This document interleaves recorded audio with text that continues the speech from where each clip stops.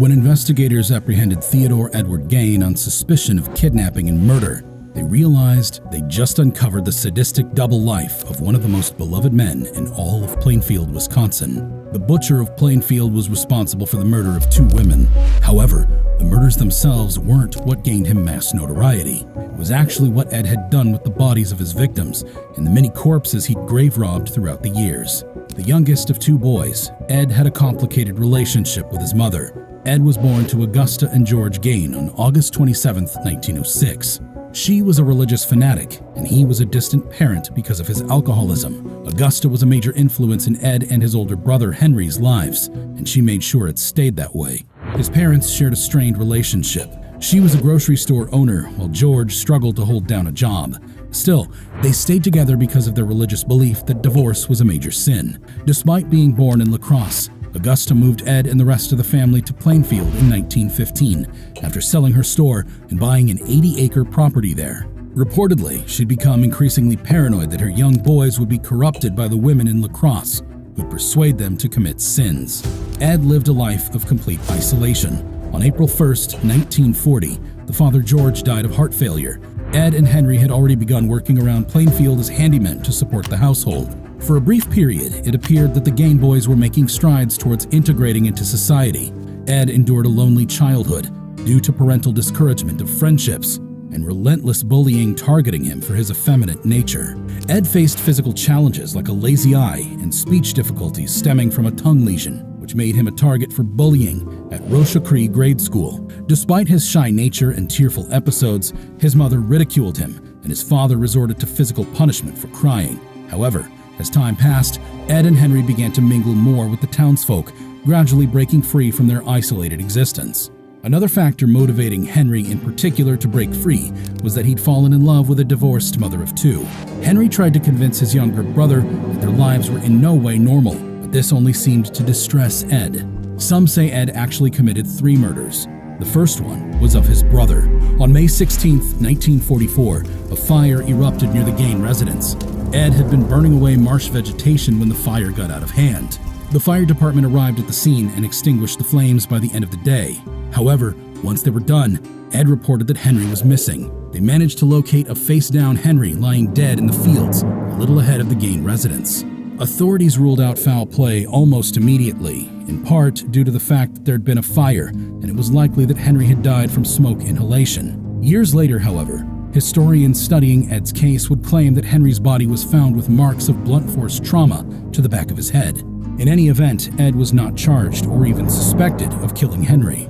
Eventually, Ed was left completely alone. Augusta had suffered a stroke sometime in 1945 and was confined to a wheelchair for her last few months. During this time, an already bitter and resentful Augusta would berate and humiliate Ed even more so than usual. Yet when his mother passed away, Ed was reportedly inconsolable. He was reportedly so distraught with her death that he began living in his mother's room and preserved it as it was at the time of her death, while boarding up the other rooms. Ed started indulging in pulp magazines and pornography. He started learning more and more about the Nazi atrocities, studied the female anatomy, and was particularly intrigued by the crimes of Isla Koch, a woman in Nazi Germany who would make lampshades out of tattooed prisoners. Reports vary on this, but Ed committed his first grave robbery sometime in 1947. According to Ed, during his trial, he couldn't remember much of what happened while he was grave robbing. He claimed that he was in a daze and did what the spirit that possessed him would make him do.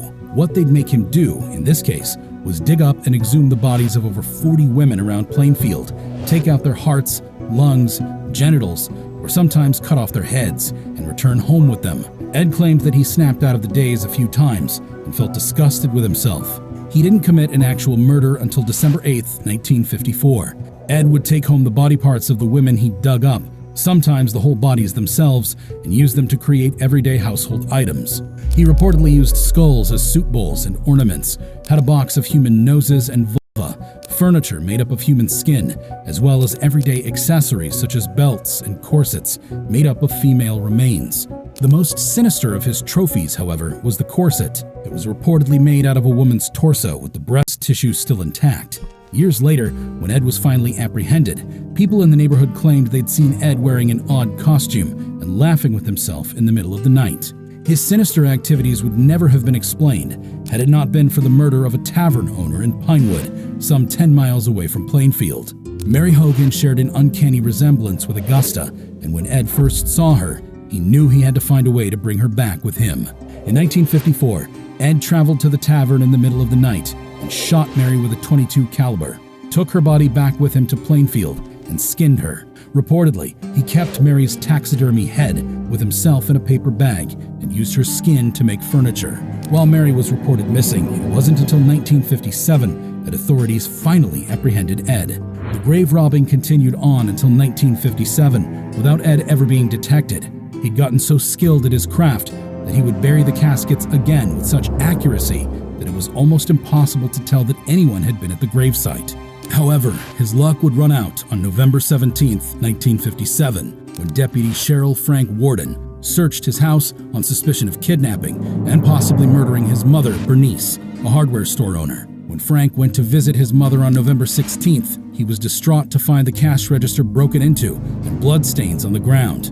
Bernice's log indicated that the last customer in the shop was Ed, who'd come to collect some antifreeze she ordered for him from the nearest town. Frank decided to pay Ed a visit, not necessarily because he believed the seemingly harmless handyman around town was responsible for killing his mother, but because he was covering all bases. Ed was apprehended outside of a grocery store where investigators noticed bloodstains on the back of his pickup. The jig was up. Investigators then traveled to the Gein family residence, where they found Bernice's decapitated corpse, fashioned like a deer, with parts of its skin cut off and hung upside down in Ed's shed. The more shocking discovery, however, was his memorabilia inside of the house. Human skulls, clothing made of human remains, belts made of human nipples, and Mary Hogan's face inside a paper bag. One question still remained: why'd he do it? Ed's defense of the heinous crimes was that he was not guilty by reason of insanity. He claimed that there was a voice inside of him that forced him to dig up these graves and take home artifacts from those bodies, if not the whole bodies. In the end, the jury agreed with the defense, and Ed was sentenced to live out the rest of his life at Mendota Mental Hospital. Investigators tried to try him for the disappearance and dismemberment of several women in the area, but nothing came of it. Ed's estate was later burned down by angry locals, and the pickup truck he'd used to carry the women's bodies back to his home was sold at auction to a carnival manager, who later charged a fee for seeing the butcher of Plainfield's vehicle. On July 26, 1984, Ed Gein died of respiratory failure at the age of 77. While Ed's actions were deeply unsettling, not subscribing right now is just as shocking. It won't cost you a thing, so why wait any longer? Join us and stay updated with the best true crime content. Make the right choice and hit that subscribe button now.